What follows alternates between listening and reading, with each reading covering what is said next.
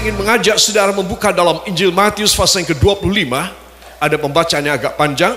Matius 25 ayat yang ke-20 sampai 26. Saudara, kalau kita membaca di atasnya ya, temanya adalah, subtemanya adalah perumpamaan tentang talenta. Talenta di sini maksudnya adalah kepercayaan. Katakan kepercayaan. Tetapi saudara, nanti kalau kita membacanya, saudara, maka talenta itu juga bisa diartikan dengan buah yang lebat. Ya, mari kita akan baca ayat 20 sampai 26. 1, 2. Hamba yang menerima 5 talenta itu datang dan ia membawa laba 5 talenta. Katanya, Tuan, 5 talenta Tuan percayakan kepadaku. Lihat, aku telah beroleh laba 5 talenta. Maka kata tuannya itu kepadanya, baik sekali perbuatanmu itu, hai hambaku yang baik dan setia. Engkau telah setia dalam perkara kecil. Aku akan memberikan kepadamu tanggung jawab dalam perkara yang besar. Masuklah dan turutlah dalam kebahagiaan tuanmu. Lalu datanglah hamba yang menerima 2 talenta itu. Katanya, Tuan, 2 talenta Tuan percayakan kepadaku. Lihat, aku telah beroleh laba 2 talenta. Maka kata tuannya itu kepadanya, baik sekali perbuatanmu itu, hai hambaku yang baik dan setia. Engkau telah setia memikul tanggung jawab dalam perkara yang kecil, aku akan memberikan kepadamu tanggung jawab dalam perkara yang besar. Masuklah dan turutlah dalam kebahagiaan tuanmu. Kini datanglah juga hamba yang menerima 1 talenta itu dan berkata, Tuan, aku tahu bahwa Tuan adalah manusia yang kejam, yang menuai di tempat di mana Tuan tidak menabur, dan yang memungut dari tempat di mana Tuhan tidak menanam. Karena itu aku takut dan pergi menyembunyikan talenta Tuhan itu di dalam tanah.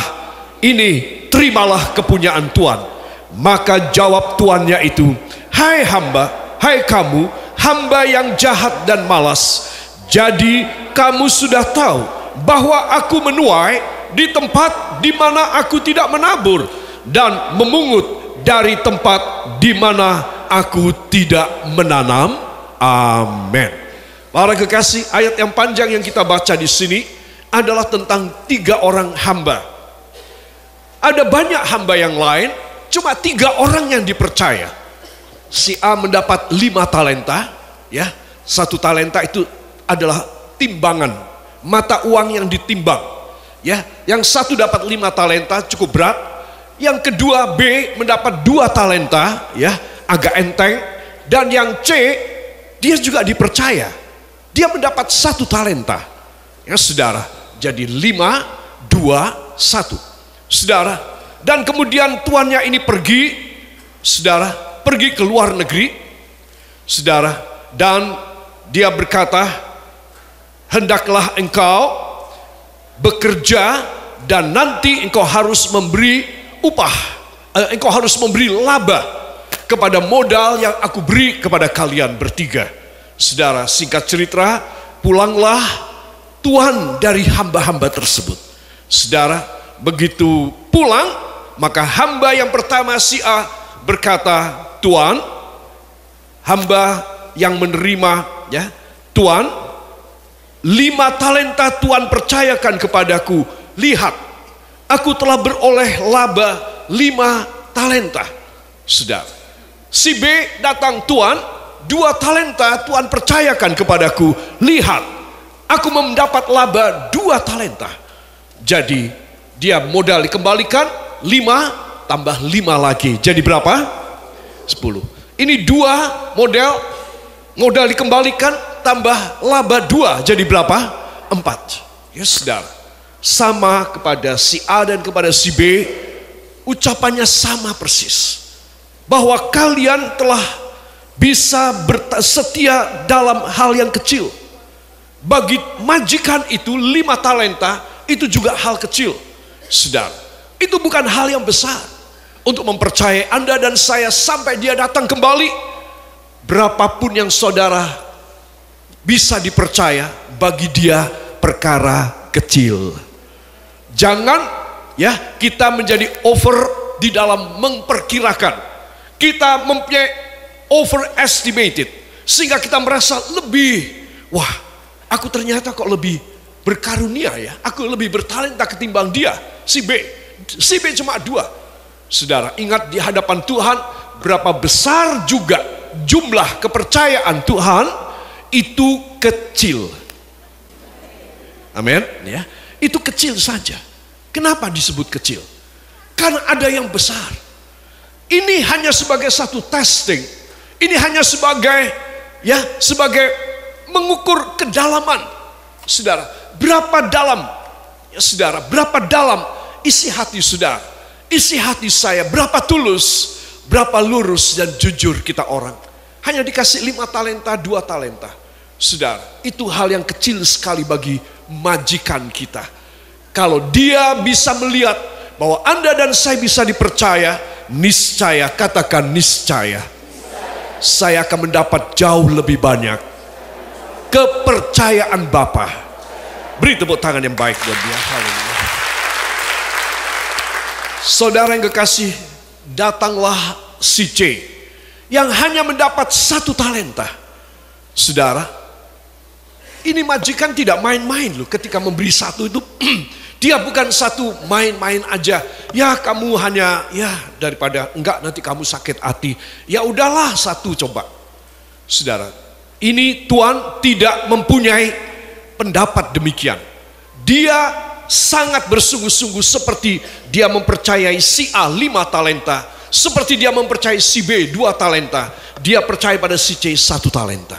Sebab banyak yang lain tidak mendapat sama sekali. Saudara, jadi saudara mesti tahu bahwa Bapak kita sangat bijaksana.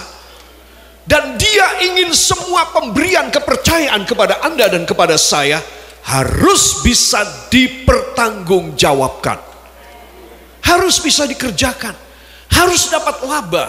Harus dapat untung. Ya saudara. Dan itulah yang membuat Tuhan ini marah.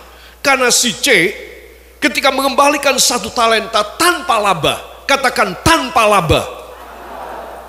Saudara, kalau saya besok meninggal dunia, saudara juga datang kembali di hadapan hakim, di atas segala hakim.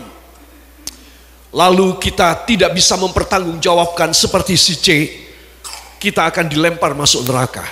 Ya saudara, itu sebab ada tugas saya untuk membimbing saudara supaya kita semua masuk di dalam mana? Dalam sorga. Amin saudara. Anggukkan kepala ke samping Anda atau ke depan atau ke belakang, katakan sampai berjumpa kembali di sorga. Wah, kata-katanya kok medeni ya. Ya saudara, itu maksudnya satu saat kita akan masuk ke sorga. Ketemu di sana, tidak tahu siapa yang lebih cepat. Ada yang mau paling cepat? Tidak boleh. Karena yang tahu waktunya adalah Tuhan Yesus Kristus.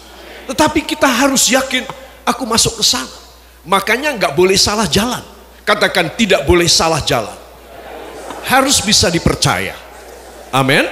Para kekasih, heran sekali saya. Ini adalah mengenai soal perdagangan. 5 talenta, 2 talenta, 1 talenta. Tetapi jawaban dari si C, saudara, ini membuat majikannya menjadi marah. Saudara, apa jawab si C yang hanya mendapat kepercayaan 1 talenta? Tuan, aku tahu bahwa Tuan adalah manusia yang kejam. Model apa? Ya, ada karyawan, ada pegawai begini tidak baik, bilang Tuan itu Tuan yang kejam. Ini dia sudah punya pikiran, aku bakal putus hubungan sama Tuanku. Makanya sebelum aku keluar, aku mau kata-katain dia. Saudara, menurut saudara, si C ini orang baik atau orang tidak baik? Orang busuk, bukan tidak baik tapi busuk hatinya. Itu sebab dia sebelum keluar, dia tahu, aku tidak mau kerja, aku tidak mau kasih laba pada majikanku yang males ini. Cuma kasih kepada aku 1 talenta, suruh aku bekerja. Ya saudara, dan dia berkata apa? Aku tahu bahwa Tuhan adalah manusia yang kejam, yang menuai di tempat di mana Tuhan tidak menabur. Loh, ya, saudara. Ini sebenarnya dia memakai satu diksi yang berbeda. Diksi yang sedang harus dikerjakan adalah berniaga, berdagang. Tetapi dia mengatakan pada satu area yang beda, cocok tanam, pertanian. Saudara, Tuhan, oke, kamu ambil diksi yang berbeda. Ya, aku memberikan ini 1 talenta. Ini kamu anggap tidak ada artinya, dan kamu anggap ini sebagai aku tidak menanam, aku minta menuai. Boleh, ya saudara. Jadi di sini kita melihat bahwa cara berpikir manusia yang jahat adalah aku tidak mau tanam. Nanti dia yang petik hasilnya. Saudara, katakan hati yang jahat adalah hati yang berani kepada Tuhan. Ya, jadi daripada Tuhan Yesus dapat keuntungan, mending aku tidak mau. Aku tidak mau menanam, aku tidak mau menabur. Ini talenta, aku tanam aja. Ya saudara.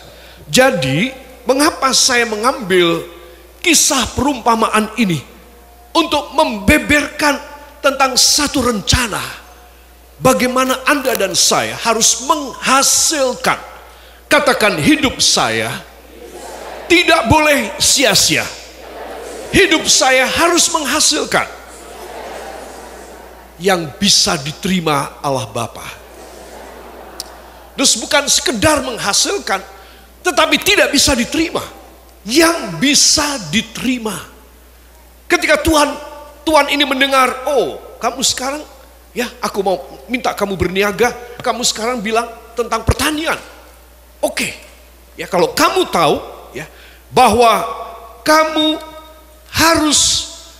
kamu tidak mau menanam, maka kamu adalah ayat 26, hamba yang jahat dan malas. Ya, jadi kamu sudah tahu bahwa aku menuai di tempat di mana aku tidak menabur, dan memungut dari tempat di mana aku tidak menanam. Ya. Jadi kalau kamu mau main di bidang ini, oke, aku laden kamu. Ya saudara, tapi ternyata kamu di bidang ini pun kamu tidak menghasilkan. Jadi kesimpulan dari perumpamaan Tuhan Yesus ini adalah bahwa segala macam usaha yang kita lakukan buat Tuhan harus menghasilkan. Katakan, hidup saya harus menghasilkan.